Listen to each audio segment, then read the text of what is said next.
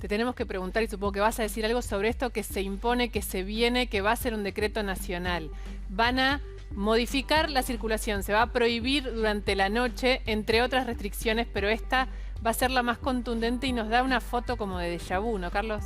Exactamente, y ahí está el problema. ¿Por qué? Porque estamos en un año muy importante desde el punto de vista de la vida pública, donde se discute el poder nuevamente en elecciones que van a ser muy estresantes.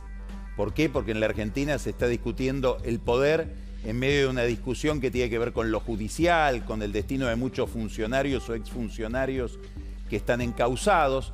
Entonces, la gran apuesta del gobierno era imaginar un año donde lo que el gobierno te daba a cambio del voto era que vuelvas a la normalidad, que puedas volver a la vida prepandemia. ¿Cómo? Primero con una gran caída de los contagios y sobre todo porque esa caída iba a estar facilitada por una gran campaña de vacunación. Ninguna de las dos cosas sucede. Lo que estamos viendo es nuevos picos, un poco alarmantes también en exceso porque hay más test que el año pasado, entonces al haber más chequeos obviamente aparecen proporcionalmente mucho más casos, y un entorno muy alarmante con noticias que vienen sobre todo desde Brasil, complicadas. Y a su vez vacunas que faltan. Faltan porque faltan vacunas en el mundo, faltan porque el gobierno habló de más, faltan porque el gobierno hizo de menos y faltan porque hay una guerra de empresas detrás de las vacunas que si no es mi vacuna tengo artimañas para bloquearla del otro. Todo este cóctel de factores hacen que la vacunación en la Argentina venga mucho más lento que en Brasil, muchísimo más lento que en Uruguay, muchísimo más lento que en Chile, que son los países que podemos tomar como referencia. Ahora, este problema, que es una normalidad esperada que se vuelve más lejana, por eso también se corren las elecciones, toda la arruga se va empujando, convive con dos datos también inquietantes. Uno lo acaba de mencionar Diego recién cuando dio la actualización de las noticias.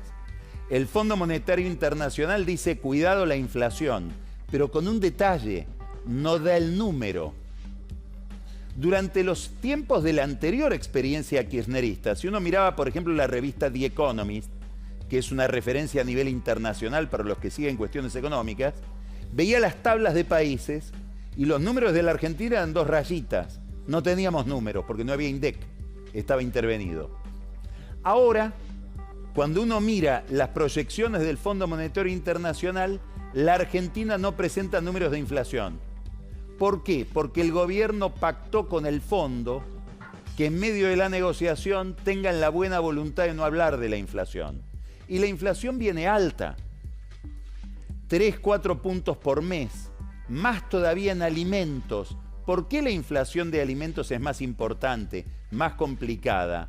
Bueno, primero porque afecta a los que menos tienen y segundo, para el gobierno, porque le pega a los lugares donde el gobierno más votos tiene pensado sacar, los grandes conurbanos y sobre todo el conurbano bonaerense.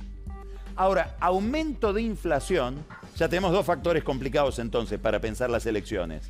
Normalidad que se demora, probablemente más agresividad del virus y una inflación que no cede, más bien que aumenta cuando todavía no hay aumento de tarifas, que tiende a aumentar más la inflación, y todavía no está hecho todo el ajuste de los combustibles. Y un tercer factor, ligado directamente a la inflación. Más inflación es más pobreza.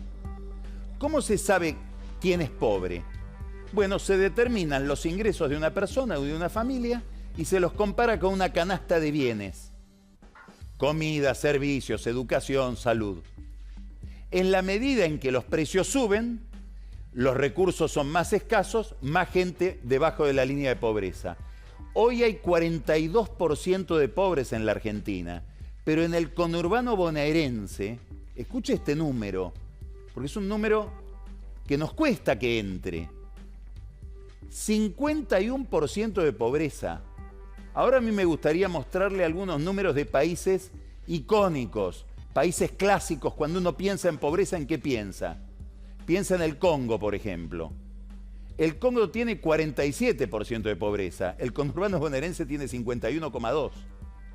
Nigeria tiene 45%, el conurbano bonaerense tiene 51,2%. Es decir, que hay un área que la tenemos ahí. Que uno usa una palabra incorrecta para mencionar, los marginales, no, se van convirtiendo en los centrales. La pobreza se está convirtiendo en un problema principal demográficamente en la Argentina. Y eso está directamente ligado a la inflación.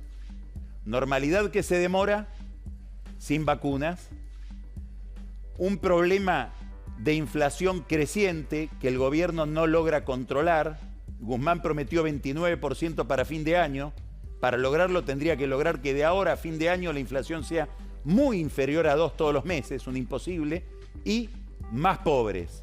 Doloroso para todos, inquietante para el gobierno, porque donde están los pobres, para este gobierno están los votos.